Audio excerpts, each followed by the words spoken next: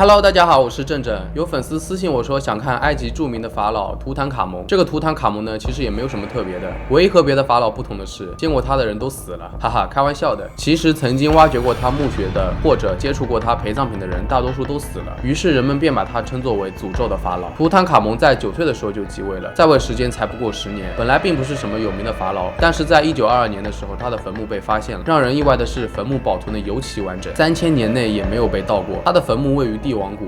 那里埋葬了历代法老以及各种皇亲国戚。除了图坦卡蒙的坟墓，还有其他60个墓穴早就被盗墓者挖掘的差不多了。后来从他的坟墓中挖掘了近5000件珍贵的陪葬品。在1922年的时候呢，英国考古学家卡特带队在帝王谷一带挖掘，意外发现了墓穴的入口，里面都是珍贵的历史文物，无价之宝。这一发现被称为历史上最伟大的考古成就之一。当时卡特团队的赞助商是卡纳丰伯爵，他也是最早进入过墓穴的那批人之一了。墓穴门口的墙上还写着谁敢打扰法老的安宁，死神就会降临的警告。这不得不让人联想到之后接连发生的死亡事件，不绝名利。据说卡纳丰伯爵在进入图坦卡蒙的坟墓后就被蚊子咬了。某天他在刮胡子的时候不小心把蚊子咬的伤口给刮破了，导致血液感染了不知名病毒，没过多久就去世了。卡纳丰伯爵的死立马引起了社会轰动，相关新闻占据了各大报纸头条，很多人都认为他的死就是法老的诅咒。但后来经过调查，在1903年的时候，卡纳丰伯爵出了一次车祸，从那以后肺部就容易感染发炎，体弱多病，医生也告诫过他要注意外界病毒感染，以防不测。而卡特曾经送给好朋友一件来自墓穴的礼物，上面刻着古埃及文字：谁动了我的身体，水、火和瘟疫就会降临在他身上。收到礼物后的朋友并没有在意，但是没过多久，朋友家的房子就在一场突如其来的大火中被烧毁了，房屋重建后又遭遇了洪水。令人庆幸的是，这位朋友没有得瘟疫，可能是因为他已经把不祥的礼物给丢掉了。这位朋友并没有进入过墓穴，难道没有进入过墓穴的人也会被诅咒吗？真的让人毛骨悚然了。接下来的几位也是据说被诅咒的。阿里王子曾经参观过图坦卡蒙的墓穴后，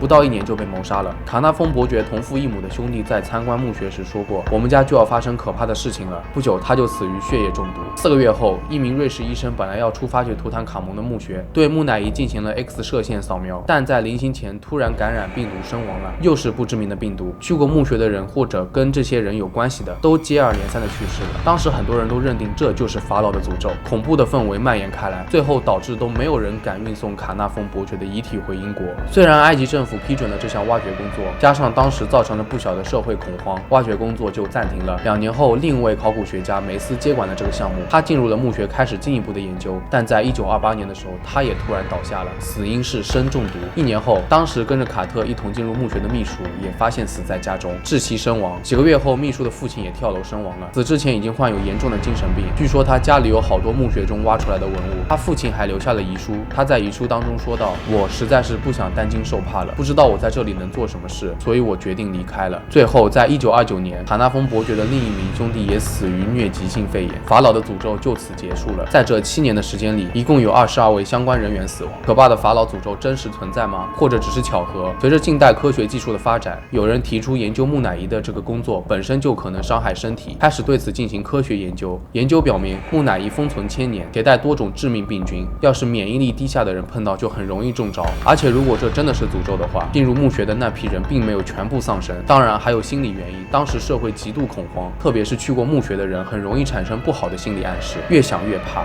越怕越焦虑，最后出现了精神问题。好了，图坦卡蒙的诅咒就讲到这里了。你们觉得法老诅咒是真的吗？可以在评论区留下自己的观点。如果大家还喜欢别的未解之谜，可以私信我或者留言哦。那本期节目就到这里了，喜欢我视频的朋友记得点赞、收藏、加关注哦。那我们下期再见啦。